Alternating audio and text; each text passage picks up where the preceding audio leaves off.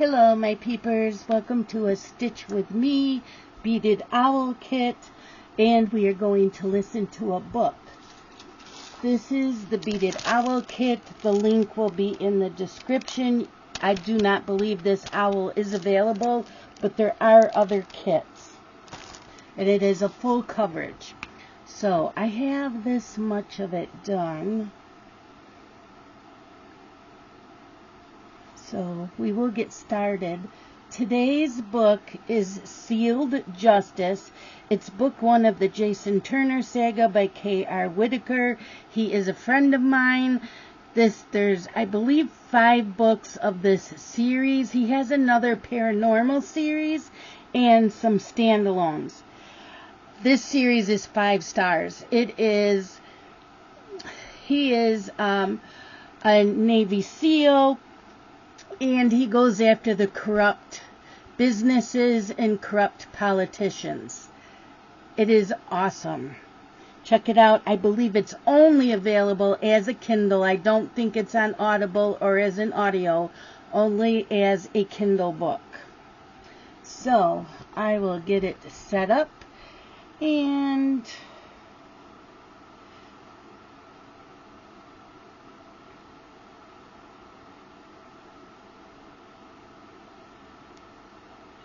Justice, Book 1 of the Jason Turner saga by K.R. Whitaker. Prologue. Bullets ricocheted off of the rock walls as Jace Turner and 3 other Navy SEALs started backing their way down the narrow tunnel toward the main passageway out. Scott Granger, the SEAL on point, took several rounds of enemy fire to the chest and head.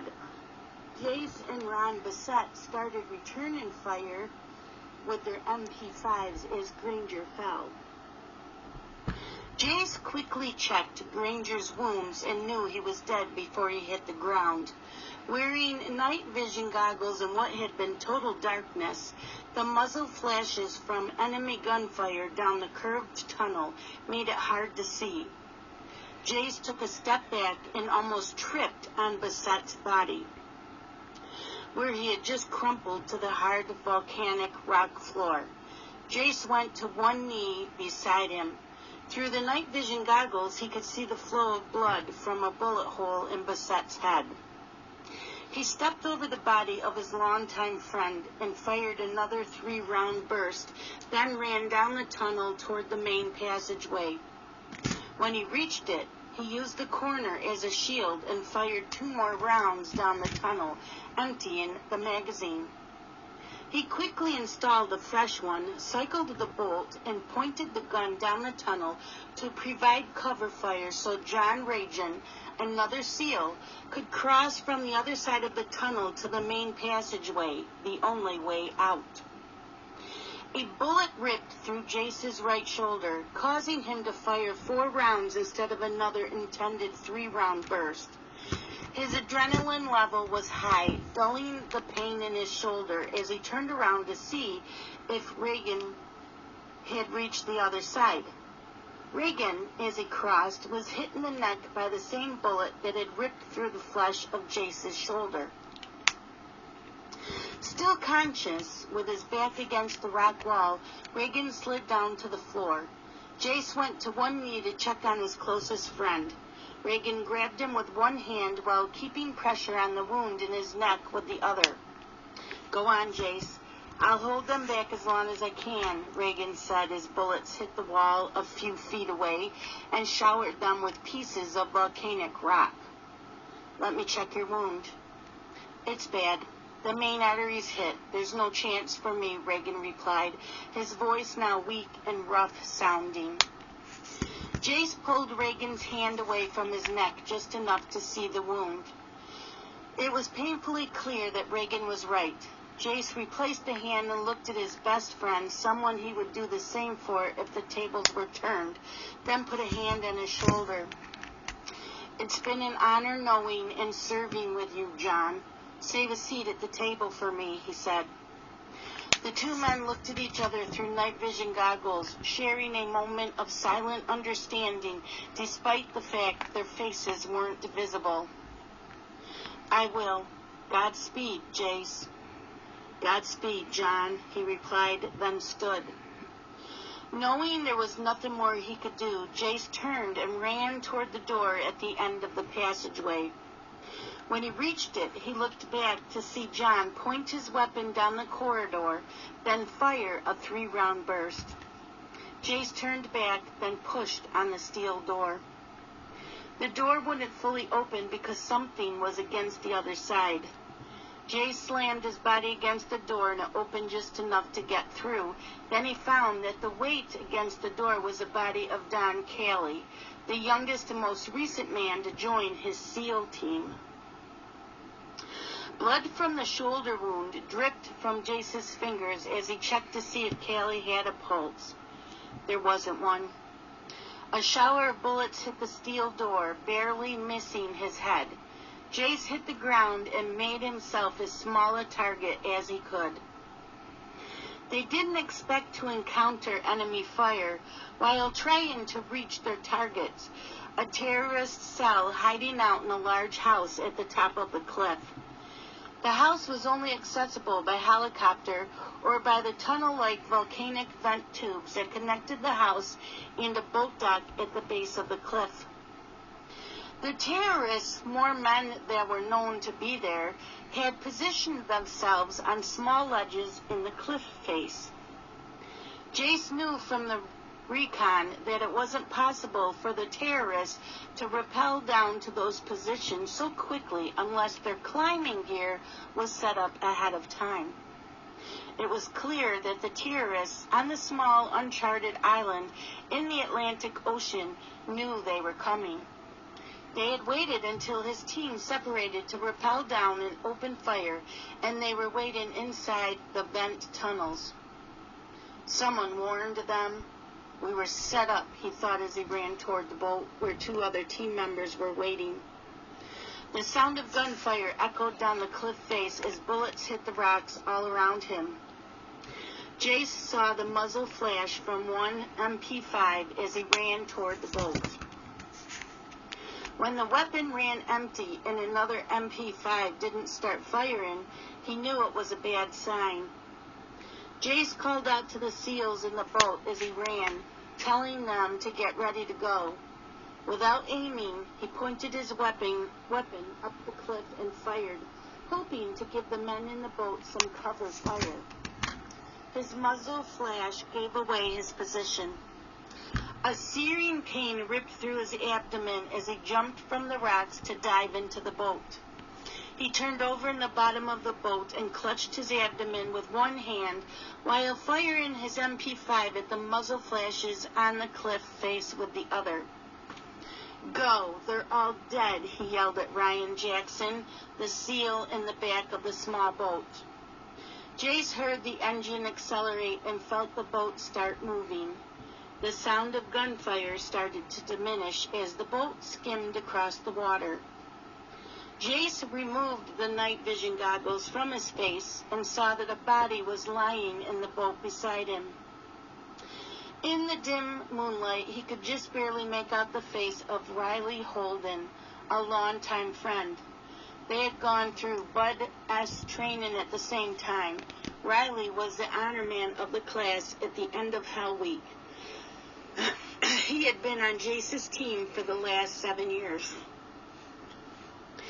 A sharp wave of pain came over him as he stared up at the night sky with his back flat on the boat floor. As he started to lose consciousness, the last thing he saw was Jackson's face. Chapter 1. The steady sound of a heartbeat monitor was the only sound Jace could hear as he started to wake up. It was a familiar sound, one that told him he was still alive. He slowly opened his eyes, then waited for his vision to clear. The dimly lit room was familiar and was clearly a hospital room.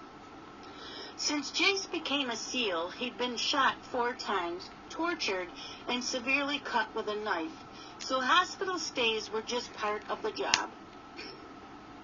He had the scars to prove it. As it started coming back to him why he was here this time, an intense feeling of sadness came over him. I led them into a trap. How will I be able to face the wives and families of my men, he thought. He looked at his vital signs on the monitor beside the bed. With the medical training he'd received in the SEAL program, he knew he was stable. He tried to move his shoulder. It was painful, but it would move. There was no cast, so that meant no shattered bone. Rather than try to sit up, he took his hand and lightly pressed on the abdominal area where he had been shot. It hurt. He lifted the edge of a bandage and could see a lot of stitches. He guessed that he must be on some pretty strong pain meds because he knew the pain should be much worse than it was. A nurse then came in to change his IV bag and asked how he was feeling. Lucky. How long have I been out? I'm not sure how long it was before you were moved from the ship to here, but you've been here for 2 days. You had another surgery early yesterday morning. The ship's surgeon wasn't able to get all of the bullet fragments out. Your doctor will be able to tell you more. What day is it? Friday, October the 15th. 4 days. You've been on a really strong round of antibiotics because you had some infection. Your fever broke a few hours ago, so we moved you from the ICU. Are you in much pain? Only if I move. Moving is not recommended. There was quite a bit of internal damage. Yes, boss, he replied, managing to give her a small grin. The nurse smiled and left. Jay slowly opened his eyes when he heard the familiar voice of his commanding officer, Rear Admiral Randall Severs. How are you, Jace? I'm alive, sir, he replied, now seeing CIA agent Carl Randolph standing beside Severs. And lucky to be that way after what you've been through. Jace, we'd like to debrief you on the mission if you're feeling up to it. I'm fine, sir. Is this room secure? Jace asked. Let's stay away from mentioning specific names or places as a precaution, Randolph replied. Jace told them how they were ambushed and how his SEAL team members were killed. Severs said his belief that they walked into a trap mirrored what the other SEAL who survived said. I don't like this. There were only 6 people, 7 if you count the president, who knew about your mission, Commander. 2 of those people are in this room, Randolph said. They knew we were coming, and they knew we were coming by sea. The shooters on the cliff face couldn't get into position that quickly unless they had the repelling gear set up in advance. All recon was by satellite and high-altitude surveillance. Somebody talked, Jace replied to Randolph. Randolph and Severs looked at each other, both with worried looks on their faces. I'll have to tread lightly while looking into this. Some very powerful people won't like the report I'm going to file. The accusation of a leak at this level won't be well received. The advisors won't like being scrutinized, Randolph said as he walked toward the door. Keep me up to date on anything you find out, Carl. We need to know how the information got out. None of us are safe with a leak at this level, Severs said as Randolph started to open the door to leave. Randolph turned back. I'll let you know the minute I learn anything, Randolph replied, then turned and left the room. Can we trust Randolph? Jace asked Severs when the door fully closed. I've known him a long time. I trust him more than I would any other CIA agent. Sir, how are the families of my men? Jace asked as he looked away. Admiral Severs paused, looking down. You're holding up as well as can be expected. They all knew the risks involved, but that doesn't make it any easier. The SEAL who made it off the island with me, is he okay? Jace asked. He's fine. Good. Granger, Reagan, Holden, and Bissett were good friends of mine. I've spent a lot of time with them and their wives. Ronnie has 2 kids. I didn't know Don Cayley very well, but he was a damn good soldier. John Reagan is a hero, sir. I wouldn't be alive if it weren't for his sacrifice. The person responsible for getting those men killed must pay, Jay said, the anger clearly evident in his voice. And they will if I have anything to do with it. I can promise you that, Severs replied, the anger equally evident in his voice. Jace, I'm going to let you get some rest now. I'll check in on you soon, Severs said, then turned to leave. Thank you, sir. Please keep me in the loop, Jace replied as Severs put his hand on the doorknob. I will. There's safety in numbers, he replied, then opened the door and left. Carl Randolph quickly stepped around the corner, getting out of sight as Admiral Severs came out of Jace's hospital room. The sound of Severs' footsteps faded in the distance. Then Randolph came back around the corner and sat down in a chair where he could keep watch on Jace's door. He took out his cell phone, then placed a short call. A few minutes later, a man came down the hall and walked up to him. Is he awake? Yes, Randolph replied.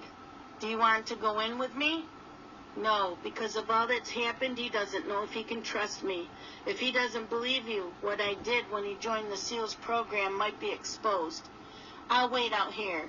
If he believes you and agrees to go, you can tell him what I did later, after he's accepted everything.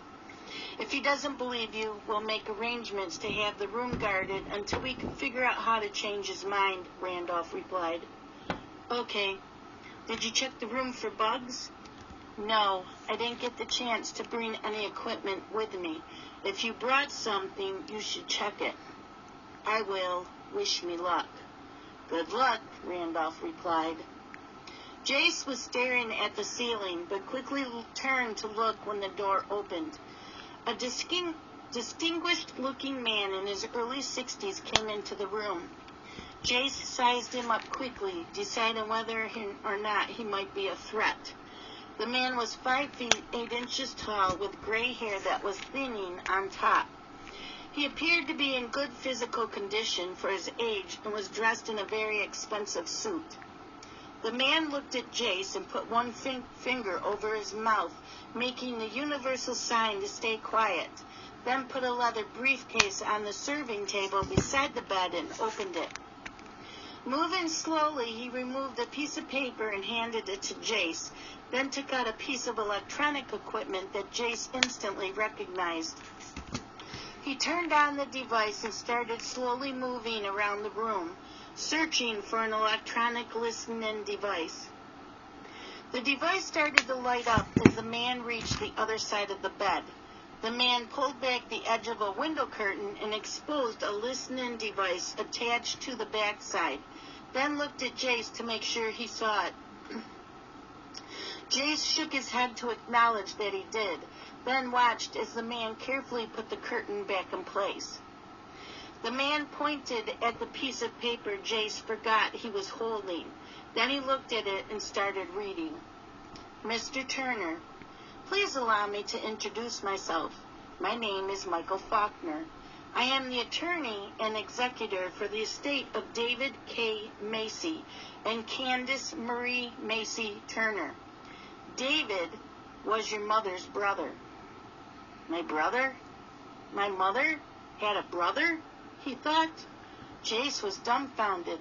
He thought his mother was an only child, but also remembered how tight-lipped his mother had always been about her family. All he really knew was that her parents were killed in a car accident. He always thought it was very strange that his mother and father ended up dying the same way. Mr. Turner, we have a lot to discuss. Information has been kept from you for very good reasons, for your own safety and the safety of your parents. Your grandparents were extremely wealthy and well-connected people. When they were killed, your mother and uncle inherited everything, included their parents' enemies. I believe those enemies have learned who you really are and are behind what happened on the mission you just came back from. Your Uncle David had investigators looking into the death of your parents. It was not an accident. David told me recently that he'd been in touch with someone who had evidence that proved it was professional assassins who killed them. 4 days ago, David was murdered while testing a vintage race car he planned to drive in the upcoming Monterey historic races. Someone put an explosive device on the brake lines right below the master cylinder. The device was detonated remotely when he was doing 165 miles per hour, coming up on a turn that required heavy braking. There was nothing he could do. Mr. Turner, I must get you out of this hospital to a safer location. I'm afraid the people who want you dead will try again soon. I have a doctor waiting in an ambulance downstairs by the emergency entrance. He has already reviewed a copy of your medical files and is completely up to the task of providing you the best medical care possible. Please let me help you. Jace looked at the man. It was almost too much for him to grasp. The things he just read seemed too unbelievable to be true, but deep down, he knew it was true. He'd always felt like something was very wrong with how his parents died, even looked into it some himself. His father was a Navy SEAL before working for the CIA and had undergone a great deal of driver training in both professions. It never made any sense that they just ran off the road and over a cliff during an accidental hit and run. Even if Jace's mother was driving, it still wouldn't have made sense.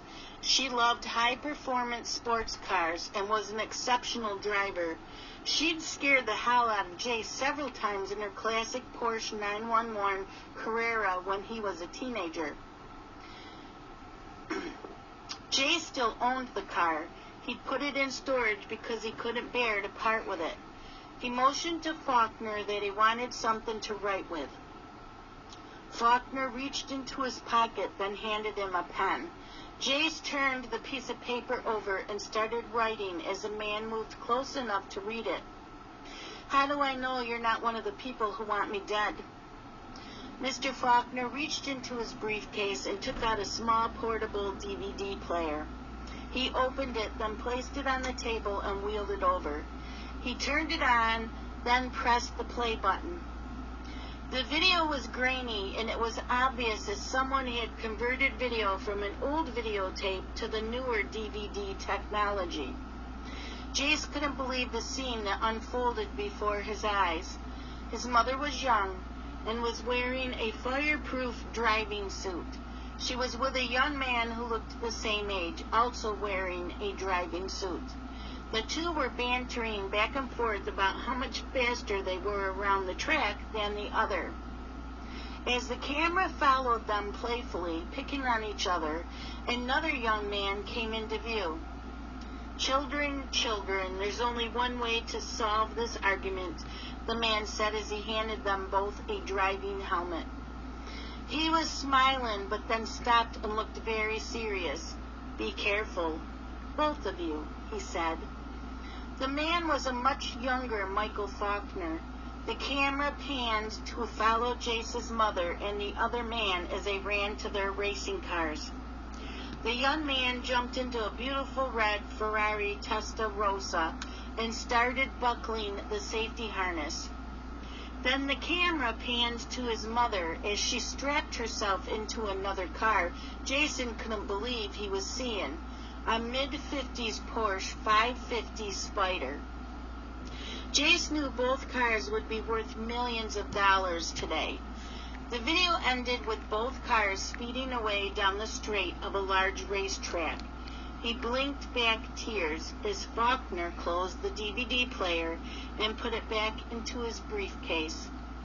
Jace looked at him and shook his head to say yes. Faulkner pushed a few buttons on a small pager, and 15 minutes later, Jace was being gently loaded into an ambulance. And that's the end of that.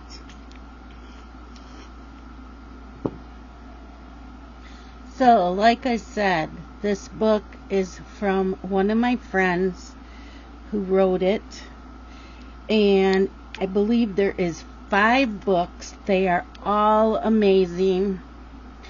One of the books, though, he did something to a character that pissed some of us off, and we told him we weren't talking to him. I will have a link down below. Hold on. For the company where I got this kit and for the book. I hope that you check it out.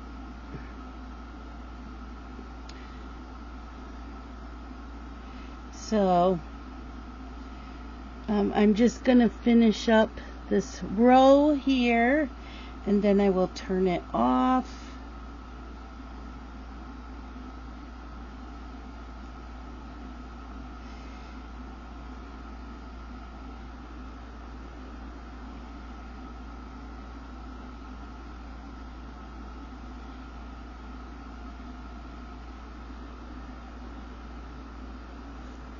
But I enjoy stitching this owl.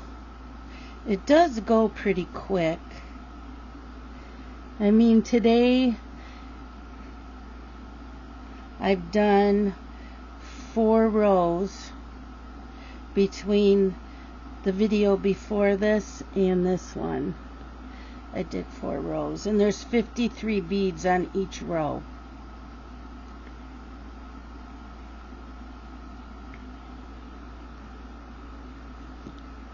But I do want to finish up this row. I hope that my air conditioner is not too loud. It is very cold outside, but when the furnace is running, this room gets really, really warm. So sometimes I have to turn on the air conditioner. Unless it's a windy day out, it stays warm in here. If it's a windy day out, it's cold. Like, I believe yesterday it was cold in here. It was perfect for me.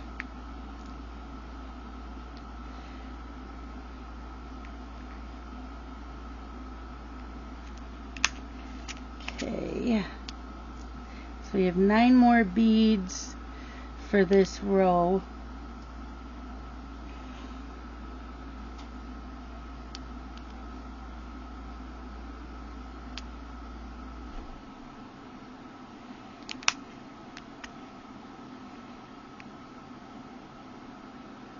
Like I said, there is another series of his. I will read next week, the first book. And that is a paranormal. Okay. Let's get these last 9 beads on for this row.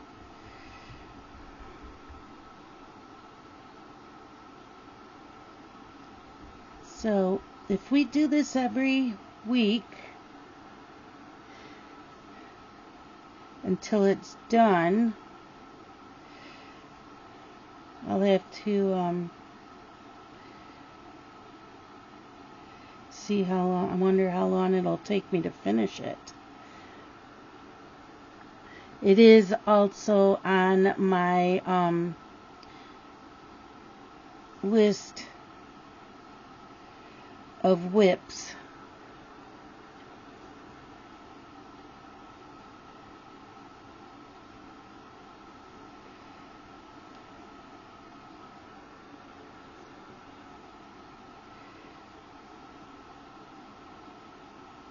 And I am on page 2 of the chart. Can't remember how many pages there are. I don't know.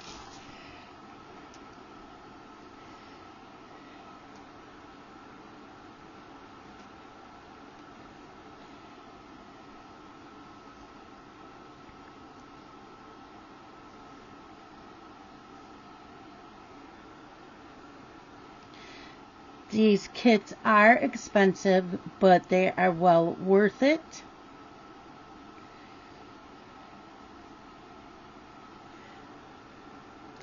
The beads are amazing. They're not cheap Mill Hill beads. They are all perfectly the same size.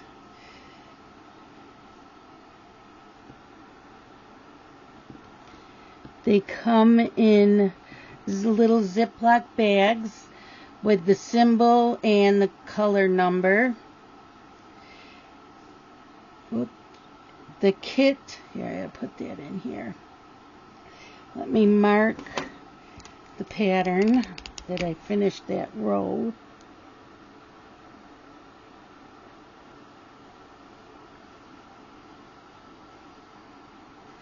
There.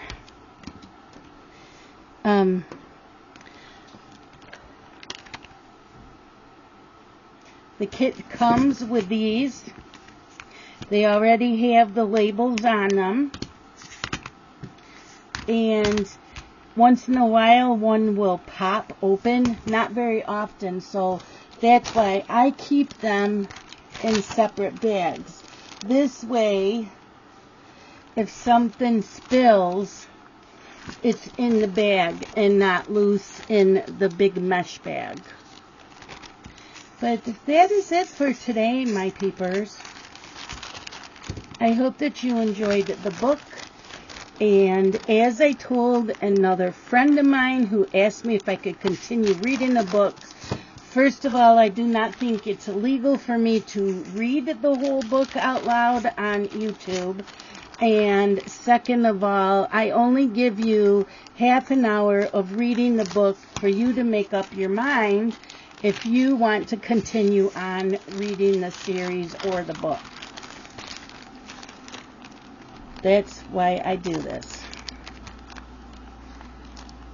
So, I will see you guys all next week. Bye-bye.